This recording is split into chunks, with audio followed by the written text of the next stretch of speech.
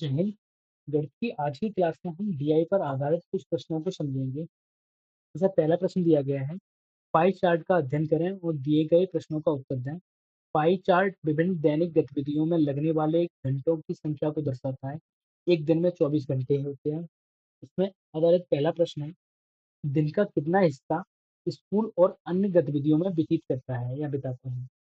तो अन्य में कितना बता रहा है, 2 घंटे। स्कूल में कितना बता रहा है, 7 घंटे। दोनों को जब हम जोड़ेंगे 7 और 2 को तो 9 हो जाएगा। अब कितना हिस्सा है पूरे दिन का, पूरा दिन मतलब 24 घंटे, 3 से काट देंगे, 3 तिया 9 और 3 8 24। कितना हिस्सा है, 3/8। अगला प्रश्न है, सोने से संबंधित केंद्रीय कोण का मान ज्ञात करना है हमें। अगर ये पूरा पाई चार्ट 24 घंटे के बराबर है और पूरा एक वृत्त 360 डिग्री के बराबर होता है। 24 घंटे कितने के बराबर है, 360 डिग्री के। हमें सोने से संबंधित निकालना है तो 8 का मान निकालना है। 8 घंटे के लिए कितना मान हो जाएगा, तो यहाँ 8 बनाना है। 8 बनाने के हम 3 से भाग लगाते हैं, 3 8 24। तो इधर हमने 3 से भाग लगाया तो 3 से भाग इधर भी लगाते हैं तो कितना हो जाएगा, 120। 8 घंटे कितने डिग्री के बराबर हो जाएंगे, 120 डिग्री के। अगला प्रश्न है, एक दिन में खेल कूद के लिए बिताए जाने वाले घंटों का प्रतिशत ज्ञात करना है। खेल कूद के लिए वो कितना बिता रहा है, 3 घंटे। 3 घंटे 24 घंटे में से कितने प्रतिशत के बराबर है वो हमें पता करना है। 3 से हम इसे कट कर देंगे 8 बार, तो अब ये हो जाएगा 100/8। 8 का भागा जब हम 100 में लगाएंगे तो 8 एकन 8। अब यहाँ से बचेंगे 20। 8 दूनी 16, 4 बचेंगे, 8 पंजे 40, तो आ जाएगा 12.5%। आंसर हो जाएगा सी। अगला प्रश्न है, यदि कोई छात्र अन्य गतिविधियों के लिए 2 घंटे के बजाय 4 घंटे समर्पित करता है, तो यहाँ 2 घंटे कर रहा था, अब वहाँ 2 घंटे उसने एक्स्ट्रा कर दिए हैं। और स्कूल व खेलकूद गतिविधियों में से प्रत्येक से 1 घंटा कम करता है, मतलब स्कूल से भी 1 घंटा कम कर देता है और खेलकूद से भी 1 घंटा कम कर देता है। तो स्कूल के घंटों में लगभग कितने प्रतिशत की कमी हो जाएगी। पहले कितना कर रहा था, वो 7 कर रहा था, अभी उसने 1 घंटा कम कर दिया, तो इसका हमें प्रतिशत निकालना है, कितना हो जाएगा। ये हो जाएगा 100/7। तो 7 का भाग लगाएंगे, 14 7 98 होते हैं, लगभग 14% के बराबर जाएगा। आंसर हो जाएगा हमारा सी। अगला प्रश्न है, एक दिन में खेल अन्य और स्कूल पर बिताए गए समय, कितना समय बिताया गया है टोटल इनका, 3 और 2 5। 5 और 3 कितने हो जाएंगे, तो सॉरी, 3 और 2 5, 5 और 7 12 हो जाएंगे। फिर सोने, खेल और गृह कार्य, सोने, खेल और गृह कार्य पर बिताए गए समय का अनुपात पता करना है। इन्हें सबको जोड़ेंगे तो कितने हो जाएंगे, 8 और 4 12। 12 और 3 कितना हो जाएगा, 15। इनका हमें अनुपात निकालना है, तो हम इसे 3 से काट देंगे, 3 चौक 12, 5 15। आंसर हो जाएगा 4 अनुपात। अगला प्रश्न है, दिए गए बार चार्ट में एक माह के दौरान 4 अलग-अलग शहरों में किसी व्यक्ति द्वारा भोजन, किराए, कपड़े और फिल्म पर किए गए औसत व्यय को दर्शाया गया है। इस पे आधारित पहला प्रश्न है, किस शहर में 1 महीने के दौरान व्यक्ति द्वारा किया गया व्यय अधिकतम है। अधिकतम हमें व्यय पता करना है कि किस महीने में उसने किया है और कहाँ किया है, किस शहर में किया है, सॉरी, किस शहर में किया हुआ है। तो इसके लिए हम क्या करेंगे कि 1000 वाले हम पहले अंक जोड़ लेंगे। 1000 वाले होंगे उन्हें जोड़ लेंगे। अगर कोई दो दो शहर में समान आ रहा है तब तो उनके सैकड़े वाले को जोड़ेंगे, अदरवाइज हम 1000 वाले समान निकालने की कोशिश करेंगे। तो पहले हमें 4000, 6000, 3000 और 1000 दिया है, इन्हें हम 1000 वालों को जोड़ेंगे। ये 4000 है, 4 और 6 10, 10 और 3 13 और 14। दिल्ली में उसने 14,000 खर्च किए। 5 और 9 14, 14 और 7 21, 21 और 2 23। मुंबई में उसने 23,000 खर्च किए। चेन्नई में 3 और 9 12, 12 और 6 18, 18 और 2 20। चेन्नई में उसने 20 किए, मुंबई में उसने 23 किए। अब चंडीगढ़ का पता करते हैं। 6 और 11 17, 17 और 3 20, 20 और 2 22। 22,000 उसने कहाँ खर्च किए, चंडीगढ़ में किए। तो सबसे ज्यादा कहाँ खर्च किया उसने, मुंबई में। तो 1000 वाले अंकों को जोड़ा है तो इतना निकलता है कि मुंबई में। अगला प्रश्न है, किस शहर में किसी एक महीने के दौरान किसी व्यक्ति द्वारा किए गए अधिकतम और न्यूनतम व्यय का अंतर सर्वाधिक है। यहाँ अधिकतम उसका कितना है, लगभग 6000 के करीब है और न्यूनतम इसका 1000 के करीब है। वैसे यहाँ 9000 अधिकतम है, न्यूनतम उसका 2500 है। हमें इनके बीच में अंतर निकालना है, तो हम अंतर 1000 से निकाल देंगे। 6 में से जब 1 घटाएंगे तो यहाँ 5 बचेगा। अधिकतम और न्यूनतम का अंतर लगभग 5000 होगा। यहाँ 9000 में से हम 2000 घटा देंगे तो यहाँ 7000 होगा। यहाँ 9000 में से 2000 घटा देंगे तो यहाँ 7000 होगा। यहाँ 11000 है, 11000 में से जब दो दो घटाएंगे तो 9000 की समथिंग आ जाएगा। अब यहाँ दो शहरों में समान आया था, अगर ये 9 नहीं होता तब तो हम इनके सैकड़े वाले अंक में से घटा के देखते। अभी हमें 9 मिल रहा है, तो सबसे ज्यादा कहाँ हो जाएगा? चंडीगढ़ में हो जाएगा। अगला प्रश्न है, सभी 4 शहरों में कुल मिलाकर कपड़ों पर किया गया व्यय। कपड़ों पर किया गया व्यय कौन सा है? ये वाला। कपड़ों पर किया गया व्यय किराए पर किए गए कुल व्यय के लगभग कितने प्रतिशत के बराबर है? तो हम इन्हें जोड़ लेंगे जब हमें प्रतिशत निकालना है। तो यहाँ कितना है? 3520। यहाँ दिया है 7425। यहाँ 6221। यहाँ में दिया है 3854। यह जोड़ लेंगे, 5 और 1 6, 6 और 4 10, 3 2 5, 5 और 5 10 और 2 12, 5 4 9, 5 और 4 9 और 1 10, 10 और 10 20, हासिल 2, 7 और 7 और 3 10, 10 और 6 16, 16 3 19, 19 और 2 30 हो जाएंगे। और उसने पूछा है किराए पर किए गए व्यय। किराए पर कौन सा वाला? ये सबसे अधिक वाला है, तो इसको जोड़ेंगे 6520। यहाँ 9500 रुपये। यहाँ 9875। यहाँ दिया है 11228। 11228 में जोड़ेंगे 8 5 13, 10 और 2 12, 20 और 1 21, हासिल 2, 9 और 18 और 2 20 और 27, हासिल 3, 33,100। अब इसका परसेंटेज निकालना है हमें। लगभग प्रतिशत में निकाल देंगे इसे हम। 20,000 जो 21,000 20 दिए हैं तो इसे हम 21,000 मान ले रहे हैं। यहाँ 37,000 दिए हैं, 37,000 को लगभग मान ले रहे हैं हम 36,000, ताकि संख्या आपस में कट जाए, वरना इनका भाग देना कठिन हो जाएगा। 3 जीरो से 3 जीरो कट जाएंगे, 3 से काटेंगे 3 सत्ते 21, और ये कट जाएंगे 12 बार, तो ये जाएगा 732 बार। 12 का भाग लगाएंगे, 12 पंजे 60, 12 पंजे 60 10 बचे, 12 अट्ठी 96 4 बचे, लगभग 58% के करीब आ रहा है। अब एक बात समझ लेते हैं, जब हम किसी संख्या में एक एक ऊपर दिया है, एक में हम भाग लगा रहे हैं 8 से, तब मान आएगा वो कैसा आएगा? छोटा आएगा। और जब एक में हम भाग लगाएंगे 5 से, इसकी अपेक्षा कैसा आ जाएगा? बड़ा आ जाएगा। इसका मतलब ये है, जब हम किसी छोटी संख्या में, कोई संख्या है उसमें छोटी संख्या से भाग लगाते हैं तो मान आता है कैसा? बड़ा। तो बड़ी संख्या से भाग लगाते हैं तो कैसा आता है? छोटा। यहाँ में भाग लगाना था 37,000 से, लेकिन हमने लगा कितने दिया है? 36,000 से, तो हमारा मान कैसा आ रहा है? बड़ा आ रहा है। लेकिन इसका एक्चुअल आंसर होगा वो कैसा होगा? छोटा होगा। अब छोटे वाले आंसर कौन से? अब इसमें बड़ा दिया है 58 से, बड़ा ये 60 है, तो ये तो आंसर होगा नहीं इसका। अब कितना अंतर आएगा? थोड़ा सा अंतर आएगा। थोड़ा अंतर कौन से में दिया है? 57 में दिया है। इसका आंसर हो जाएगा 57। अगला प्रश्न है, किस शहर में फिल्मों पर किया गया व्यय? फिल्मों पर किया गया व्यय, ये मूवी वाला। फिल्मों पर किया व्यय सभी 4 शहरों में फिल्मों पर किए गए औसत व्यय के निकटतम है। तो सभी फिल्मों को जोड़ लेते हैं। 1520, इसमें 2550, इसमें दिया हुआ है 2050, इसमें दिया है 2000। इन्हें सभी को जोड़ना है। 5 5 10 और 2 12, हासिल 1 5 और 11, और ये हो जाएगा 81 से 20 हो जाएगा। हमें औसत निकालना है, तो इसमें हम कितने से भाग लगा देंगे? 81 से 20 में हम लगा देंगे भाग 4 से।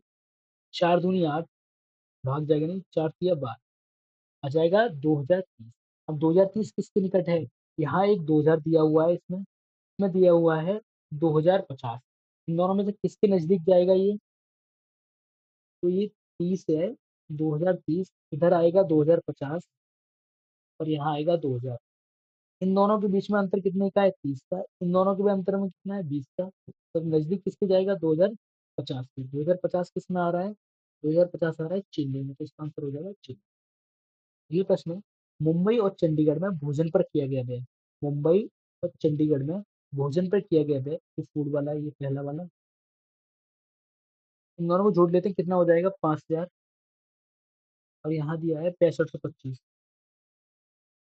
25, 5, ये 11,525 हो जाएगा। दिल्ली और चेन्नई में कपड़ों पर किया गया है, दिल्ली ये है, कपड़े ये हैं, दिल्ली और चेन्नई में कपड़ों पर किया गया है। जोड़ लेते हैं 3520, और यहाँ दिया है 6221। इन दोनों को जोड़ लेंगे तो ये हो जाएगा 9741। किए गए व्यय से कितना अधिक है, इनमें से ये वाला कितना अधिक है निकाल देते हैं, इनमें अंतर कर देते हैं। इसमें से घटाएंगे तो 5 में से 1 जाएगा, 4 बचेगा।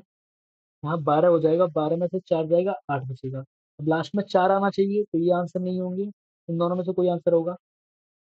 यहाँ 4 बचा, यहाँ से हो जाएगा 14, 14 में से 7 जाएंगे, 7 बचेगा। आंसर हो जाएगा हमारा।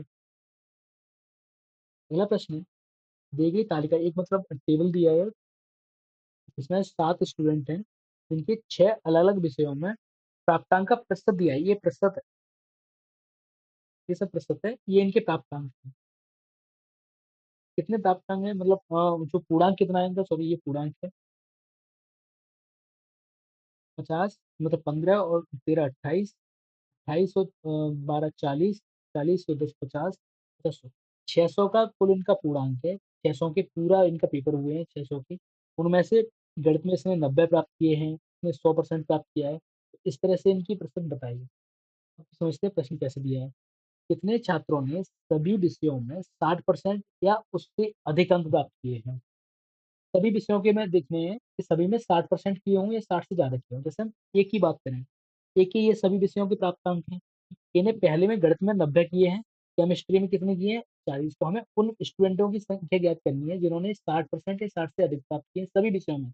लेकिन इसने केमिस्ट्री में ही 50% किया, तो ये तो हमारा नहीं होगा इस कैटेगरी में बैठने वाला आंसर। बी को देखते हैं, यहाँ से कटोगे। इसने 100% किया मैथ में, 80% की केमिस्ट्री में, फिजिक्स में 80%, ज्योग्राफी में उसने 40% किए हैं। उसे करने कितने चाहिए, 60% या 60 से अधिक, तो ये भी आंसर नहीं होगा। सी की बात करें, सी ने 90, 60, 70, 70, 90 और 60। इसने 60% या 60 से अधिक प्राप्त किए, तो ये वाला आंसर हो सकता है। इसने 80, 65, 80, 80, 60 और 60। इसने भी 60% या 60 से अधिक प्राप्त किया, तो ये वाला आंसर हो सकता है। ई को देखें, 80, 65, 85, 95, 50। इसने 50 प्राप्त कर लिए हैं, तो ये आंसर नहीं होगा। एफ को देखें, एफ ने यहाँ 40 प्राप्त की, ये आंसर नहीं होगा। जी, जी ने यहाँ 35% कर लिए, तो ये वाला। कितने स्टूडेंट मिले जिन्होंने 60% या 60 से अधिक प्राप्त किए, सिर्फ 2। अगला प्रश्न है, छात्र सी के सभी विषयों के प्राप्तांकों का योग कितना है। प्राप्तांकों का योग निकालना है सी की। अगर हम सी की बात करते हैं, सी ने 150 में से 90% अंक है। 150 का हम 90% निकाल लेते हैं, कितना आ जाएगा। वैसे तो हम यहाँ जीरो से जीरो कट जाएंगे, तो 100 का भाग लगाएंगे। एक जीरो से 2 जीरो नीचे है, 2 जीरो ऊपर है, कट जाएंगे आपस में। 15 नंबर 135। तो उसने जो मैक्सिमम प्राप्त किए हैं वो कितने किए हैं, 135 है। इसी तरह से अगर हम केमिस्ट्री निकालें, जीरो से जीरो और 13 छः कितने हो जाएंगे, 70। यहाँ निकाला है, जीरो से जीरो कैंसिल, और 12 से कितने हो जाएंगे, 84। यहाँ ये 100 का है, 70% है, तो 70 ही आ जाएगा ये। 60 का 90%, 9 कितने हो जाएंगे, 54। यहाँ 40 का 70%, 728। अभी में जोड़ लेते हैं, 8 और 4 12, 12 और 4 16, 16 और 8 24। लास्ट में इकाई के स्थान पे भी कुछ लगेगा, 5, सॉरी 5। 8 और 5 12, 12 और 4 12 और 4 16, 16 8 24, 24 और 5 29। इकाई के स्थान पे कितना आएगा, 9 आएगा। तो ये दोनों आंसर नहीं होंगे। 29 हासिल 2, 2 और 2 4, 4 और 5, 4 और 5 9, 9 और 7 16, 16 8 24, 24 और 7 31, 31 और 3, 31 और 3 34। तो 4 आएगा। 4 वाला आंसर सिर्फ ये है, ये नहीं है। आंसर हो जाएगा हमारा डी। पूरा जोड़ने की भी जरूरत नहीं है। अगला प्रश्न लिया है, छात्र जी का कुल प्रतिशत कितना है। छात्र जी, जी ये है, इसका कुल परसेंटेज निकालना है। तो इसने मैथ्स में कितने 65% अंक प्राप्त किए हैं, तो 65% निकाल लेते हैं, बट्टे 100। 50 से काटते हैं, 50 किया 150 और 50 दूनी 100। ये हो जाएंगे, इनका गुणा कर देंगे, 5 या 15, 18, 195 बट्टे 2। कम कर दे रहे हैं, 195 बट्टे 2। इसी तरह से इसका निकालें 130 का, 130 का 35%, तो सिर्फ और सिर्फ एक ही जीरो कटेगा। 5 से और काट देते हैं, 5 सत्ते 35, 5 दूनी 10, 13 सत्ते 91, 91/2 हो जाएगा, तो हो जाएगा 91/2 प्राप्त। 120 का 50% निकालेंगे, जीरो से एक जीरो यहाँ पे कैंसिल हो जाएगा, 12 पंजे कितने हो जाएंगे 60 है। 100 का 77% 77 ही होता है, जीरो से एक दोनों जीरो कट जाएंगे, 8 से 48, ये जीरो कट हो जाएंगे, ये कुछ हो जाएंगे, इन दोनों को जोड़ देते हैं, 95 और ये 91, भट्टे में दोनों कितने दो दिए हैं दोनों के में, तो ये जाएंगे 6 और 9 28, 28/2 और ये 14 43, 143 से जाएगा इन दोनों को जोड़ने के बाद, इन दोनों को जोड़ने से 143 हो जाएगा। 60 ये 77 ये है, 48 ये 32 ये, 2 और 8 10, 10 का 17, 17 और 3, 17 और 3 20 हासिल 2, 6 और 6 12, 12 और 7 19, 19 और 4, 19 और 4 हो जाएंगे 23, 23 और 3 26 हासिल कितने 2, 2 और 1 360 हम प्राप्त किए उसमें, कितने में से किए इन सभी का टोटल कितना आ रहा था 600 आ रहा था। परसेंटेज निकालनी है 100 से गुणा और प्रतिशत का 6, दो जीरो से दो जीरो कट गए, 6 का भाग हम 360 में लगाएंगे तो कितनी बार जाएगा 60, 60%। अगला प्रश्न है भौतिक विज्ञान में सभी सातों छात्रों के प्राप्तांकों का औसत प्रतिशत लगभग कितना बराबर है। फिजिक्स से ये, फिजिक्स में सभी का 120 में से ही निकालना है, 120 का 90%, 80% इसी तरह से निकालना है, तो हम क्या कर रहे हैं, सबसे पहले हम इनका परसेंटेज को ही जोड़ दे रहे हैं, परसेंटेज को जोड़ ले रहे हैं। परसेंटेज कितनी हो जाएगी 5 और 5 10 हासिल 1, 6 और 6 12, 12 और 8 20 और 8 28, 28 और 7 35, 35 और 8 43, 43 और 9, 43 और 9 हो जाएंगे 52, 52% हो जाएगा लगभग, इतना परसेंट हो जाएगा, इसका औसत निकाल देते हैं, औसत में हम 7 से भाग लगा देंगे, 7 से भाग लगाएंगे, 7 सत्ते 49, बचेगा 3, 7 चौक 28, 74% के लगभग आंसर आएगा, आंसर है हमारा, हमने इनकी परसेंटेज को जोड़ लिया, औसत निकालना था इसलिए 7 से भाग लगा दिया, आया आंसर कितना 74%। अगला दिया है इतिहास में सभी सातों छात्रों की औसत प्राप्त निकाल इसी तरह से निकालना है, इसके लिए हम हिस्ट्री ये हमारी, इनके परसेंटेज को हम जोड़ देंगे और उसमें भाग लगा देंगे 7, तो जीरो नहीं दिया, 8 और 4 12, 12 और 5 17, 17 और 6 23, 23 और 9 32, 32 और 40, 40 और 7 43, 43 हो जाएगा, यानी 470 हो जाएगा। 7 स्टूडेंट हैं तो 7 का भाग लगा देंगे, 7 छीन 42, 7 छीन 42 बचेंगे यहाँ 5, 50 हो जाएगा, 7 सत्ते 49, अभी भी सभी आंसर निकट है, 7 सत्ते 49 बचेगा 1, 7 एकम 7, सबसे 5 20, इस तरह से हमने भाग लगाया था। 7 छीन 42, यहाँ से 5 बचा, 7 सत्ते 49, यहाँ से 1 बचा, दशमलव लगा लिया, जीरो लगा लिया, 7 एकम निकटतम यही प्रश्न। अगला प्रश्न है, नीचे दिया गया है एक रेखा चित्र दिया गया है, इसमें 7 विभिन्न माहों में कारों का उत्पादन दिया गया है जो 10,000 के बराबर, 10,000 M2, M2 ये है, M2 में, M2 मतलब दूसरा मंथ में कारों का उत्पादन पहले महीने की कारों के उत्पादन के लगभग कितने परसेंट अधिक है, तो ये 25 से कितना अधिक है, 25 से ये 7 अधिक है, कितना परसेंटेज निकालना है तो पिछले वाले महीने का भाग लगा देंगे इसमें, 100 से हम गुणा कर देंगे और प्रतिशत का चिन्ह लेंगे, 25 से 100 को काटेंगे 4 बार कट जाएगा, 4 और 7 को गुणा करेंगे, 7 सौ कितने हो जाएंगे 28%, आंसर हो जाएगा ये। अगला प्रश्न है, दिए गए 7 महीनों के औसत महा औसत निकालना है इनका, या तो एक विधि होती है कि हम इनका कोई औसत अपनी तरफ से मान लें और उसके बाद उनका अंतर निकाल के निकाल लें, या फिर हम सभी को जोड़ लें।